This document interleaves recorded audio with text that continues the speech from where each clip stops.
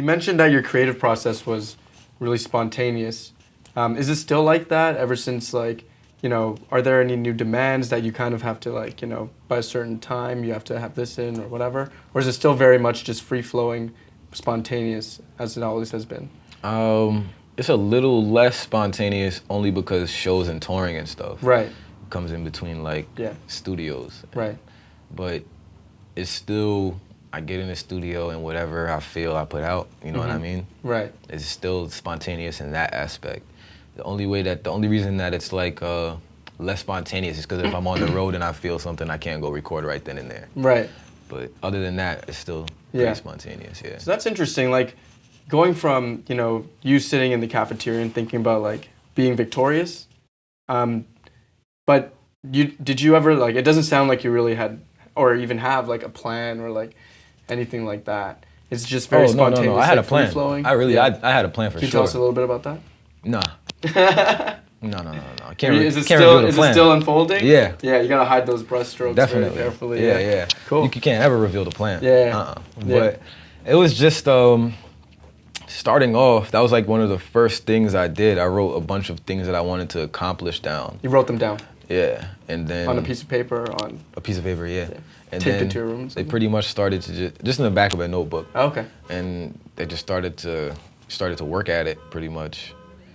That was one huge step. So you don't have to tell us the specifics. Were they areas of focus or were they tangible goals or something like that? Just tell us about them, but don't tell us them. Like if someone was planning right now, right? So, it was you 5 years ago and someone was planning right now. You wouldn't tell them exactly what to plan, but how would they go about doing that? Well, my planning was just like, I'm gonna drop this song, this video, this mixtape, or this song, this cover, this blah, blah, blah, blah. Right. I just kind of had everything organized with what I wanted to do. It wasn't really a procedure or plan in that aspect, but I had everything very organized, and to this day, I still try to keep every release kind of organized and, you know what I mean? Just so everybody could literally watch it unfold. Yeah. And I still try to stand by that. I have like my same kind of release. I don't want to say release procedure because it gives it like a certain steps that I take. Transactional, Yeah, but in that nature, I kind of have my own it's almost like a way signature of releasing in a way. stuff. Yeah. Exactly. Yeah. I know like it worked for two mixtapes and an EP. Cool. So I feel like I'm just gonna keep releasing stuff in the way that I have been doing, which is just letting the flake. I don't think I've ever announced the album like 2 months in advance or like 3 months in advance, 4 months in advance until the Nas album because it's like my debut or whatever. But when I was doing mixtapes, I didn't say when I was gonna drop the shit because people weren't really looking for my music. Right. At the time, I had to put out a video, a song, get people to ask for a mixtape, and then I put out the mixtape. You know what I mean? It was just planning like that, just little things. You know? Okay, cool. So you mentioned Nas. How was it working with Nas directly, working with MF Doom directly? Talk about a little bit about that and the most major lessons or observations that you had from those two.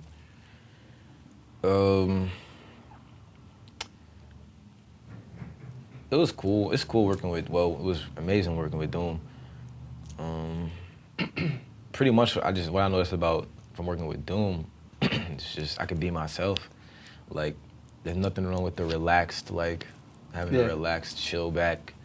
You don't have to be, like, turned up all the time to be a rapper or artist. And I feel like a lot of people feel like that. Right. Like they have to be turned up all the time or whatever. Yeah.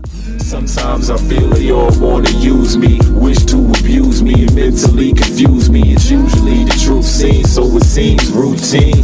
Nothing new that I'm seeing using humans. So, what about with Nas? Nas, shoot, I don't know. Nothing really stuck yet that's any different from Doom, I guess. I feel like to take advice from someone, you have to feel like you need it, if that makes sense.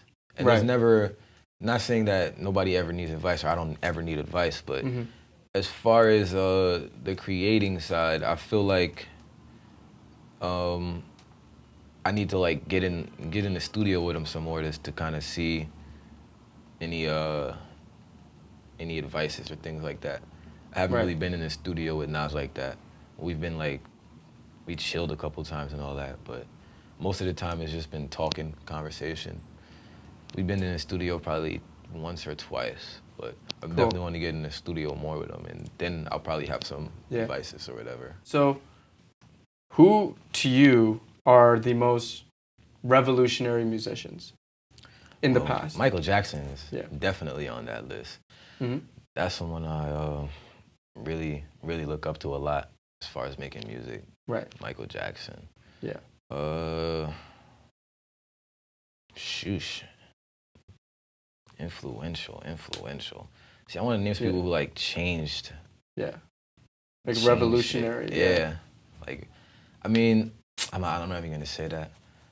Michael Jackson for sure. I can't think his name is right on the tip of my tongue. George Duke. That's who it is. He does a lot of like piano.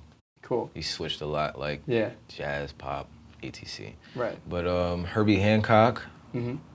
I've seen hella videos of him like using the very first DAW with Quincy Jones. I just seen that video probably like last year or something like that. It was crazy. Wow. Yeah. It was like this pencil he had, and you got to like push the drums in. Like, it was crazy. Yeah. And he started playing the keys over it too. Yeah. It was sick. But Herbie Hancock, I feel like really took the instrument part, and because he has if you go through his catalog, his stuff, none of his stuff really sounds. Well, there are obviously stuff that sounds the same, but he has many different. He experiments, we'll say, Absolutely. and that's something that I really, really like that he does. Like, you know Rocket? I don't. Oh man, well, yeah, it's super classic. Yeah, it's that's like one of his more dancing, more like synth pop, or like and he's known for like jazz. And cool. So I'm definitely just things like that. Michael Jackson, just because his whole entertainer part, you know what I mean? Yeah. But I'd say Herbie Hancock just because his discography is.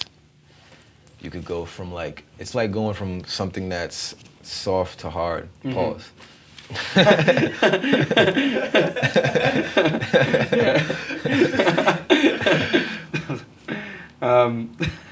So, okay, this is so. Who do you think who has surprised you in music, and who's really good, who you didn't expect to be? And by that I mean you know how people say Kobe Bryant from a physical context, right? He's not like the biggest guy or whatever, not the most physically talented, but he's like arguably one of the best people to have set foot on the court in our era, especially, right? Mm-hmm. So who, similar to Kobe, right? Who has surprised, what kind of musician or even just what type of artist has surprised you with that? They weren't, perhaps they didn't seem naturally the most gifted or the most talented, and then we gotta switch from Kobe to Steph Curry. Yeah, because he fits it way better. Yeah, yeah. I'm terrible with sports, no, so I'm totally clueless with sports. I'm I read about sports and that's it. Yeah. But Steph Curry, that same analogy, but in music. Sheesh. Someone who's surprised. Yeah, or who didn't turn out, or who exceeded your expectations and turn out. And obviously not in a disrespectful way or anything. Man. Honestly, Young Thug. Yeah? Young Thug. I fucks with Young Thug. Yeah. OD. Yeah. I'm not gonna front. I've been bumping a lot of his. I listened to the first thing I ever heard from was the Young Thugger main LaFleur with Gucci. Okay. It's like a project with him and Gucci. Right. And I thought that was cool. I thought it was alright.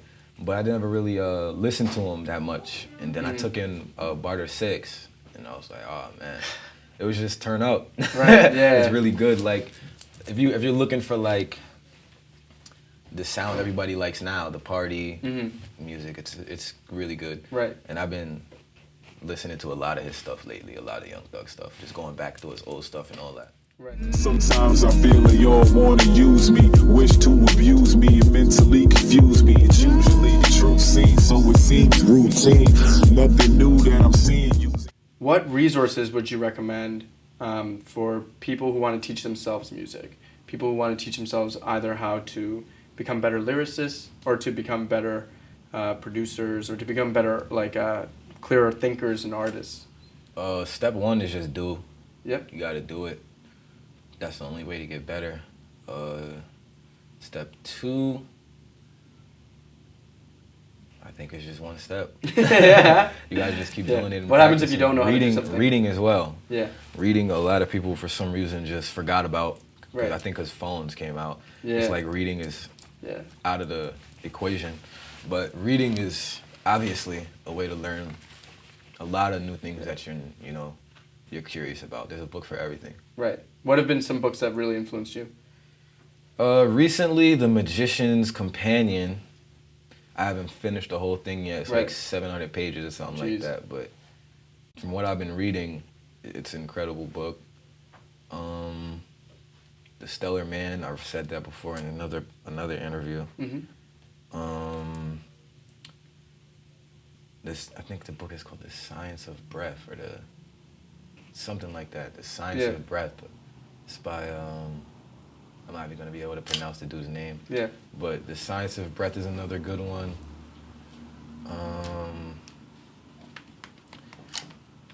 I have this book about dream interpretation.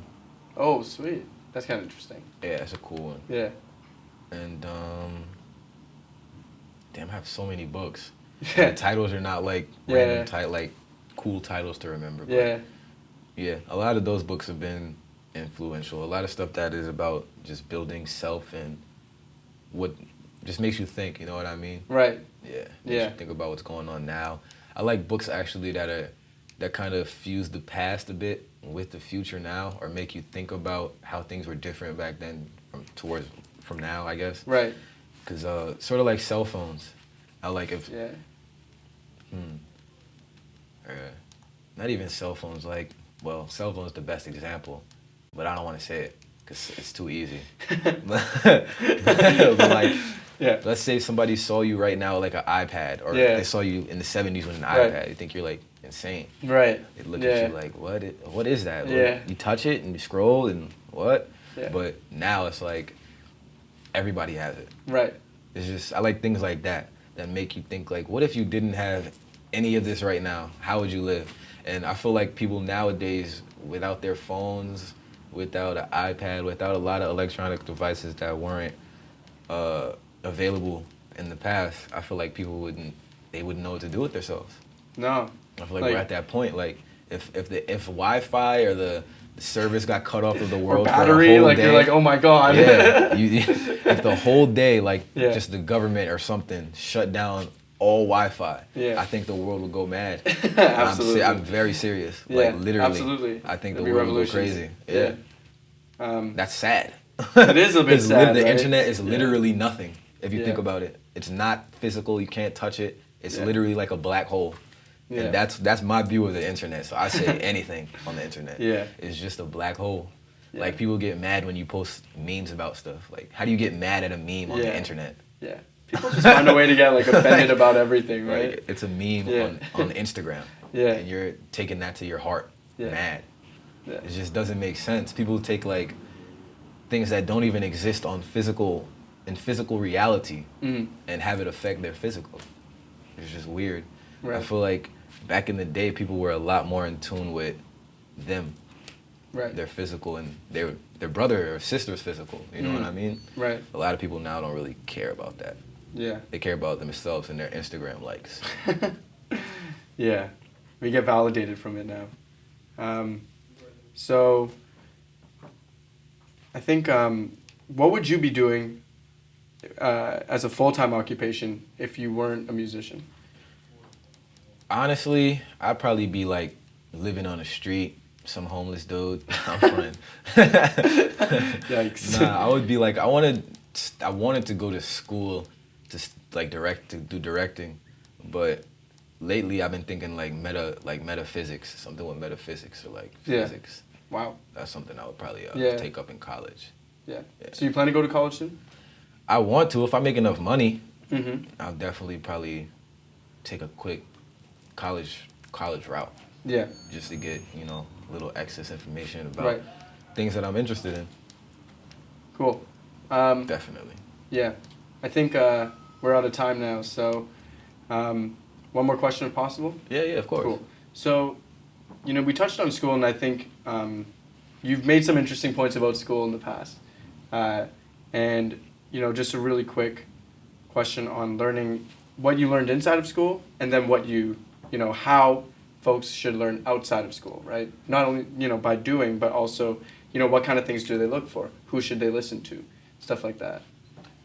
What I learned in school? I don't even remember. That should tell you something. Yeah, insignificant. I don't remember what I learned in school. Yeah. Like a lot of the Spanish that I learned in school, I remember only because I continued to use it. Mm-hmm. I don't remember anything about like what did I take? Geometry, trigonometry, one of those things. Right. I don't know anything about that. Don't care to at all. Right. I don't think I'm ever gonna use trigonometry unless I'm trying to create like a fucking new chemical or something. Yeah. So I don't really Who knows, care metaphysics about that. maybe. Exactly. Yeah.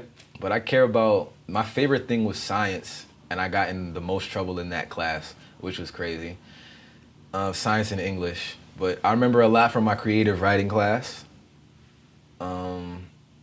I remember a lot from biology, obviously. Mm-hmm. But I didn't really remember a lot. A lot of stuff went through 1 year out, especially in like social studies or U.S. history. Right. I didn't care. Right. Yeah. I really didn't care to focus or pay attention because I already pretty much knew anyway the U.S.'s history. Mm-hmm. But it wasn't intriguing or fun to me, a lot of the stuff that was taught in my school at least. Yeah. My school didn't have a lot of money. Like it was like one of the poorest schools, so we didn't have like extracurricular stuff. Yeah. We didn't have like too many sports teams. We had like football, basketball, and soccer. Right. And that was it. Or softball for girls and volleyball. Yeah. So what'd you learn outside of it? Outside of school, that's where I learned everything. Yeah. Honestly, that's where I learned the most valuable information that I've been able to, been blessed with hearing. Was all of it has pretty much been outside of school. Yeah. No teacher has ever told me anything that's changed my life. Right. Aside Ever. from books. Oh, or your best actually, teachers? Mr. Leonard, my English teacher. No, seriously, one year we were in class and he sat everyone down, and I feel like this speech was intentionally for me to this day. He told the whole class, he was like, school is not for everybody. He wasn't saying it to like get kids to drop out or anything. Right. He was like, if you feel like you have something else that's doing you better justice, why waste your time going to school every day? That's exactly what he said. He was like, you're wasting 6 hours in school doing something that you don't like, and you're wasting other people's time who might want to be here. Right. When you could be outside of school and doing what you love to do. And he brought up a bunch of people, just like Beyonce, Bill Gates, Mark Zuckerberg. Mm-hmm. He was just bringing up a bunch of people who stopped doing what everyone else wanted them to do and did what they wanted to do. And that after he said that speech, that was one of the first times where I actually thought about like not really, caring about school as much as my music. And I really started to take music a lot more serious after that. So that was one teacher out of like the 60 that I had in my whole life that told me something. Yeah. And Mr. Bennett and Miss Gebbia were just cool as hell, so shout out to them. Cool. I think that's everything. Thank you for your time. Really appreciate it. Anytime. Yeah.